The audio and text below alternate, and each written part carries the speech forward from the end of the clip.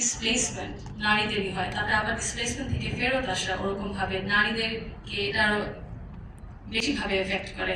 তারপরে ওনারা আরো এক্সপোজ থাকে to trafficking, to exploitation, to informal labour.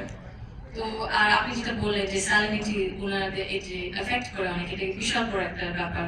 তো এই দিক থেকে অনেক ইন্ডিজিনাস কমিউনিটিজ আছে, বহু বছর ধরে বহু যুগ ধরে ওনারা করে এসেছেন কাজ এই ক্লাইমেট চেঞ্জের দিক দিয়ে কিভাবে অ্যাডাপ্টেবল হতে।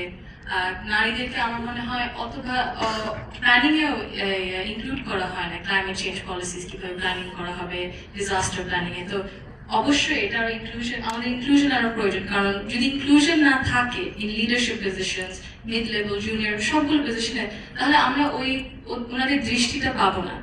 নারী হোক না হলে আদিবাসী হোক, যে কোনো ধর্মেরই হোক, আমাদের রিপ্রেজেন্টেশনটা প্রয়োজন। তো আমি জানি আপনারা যদি কিছু বলতে চান।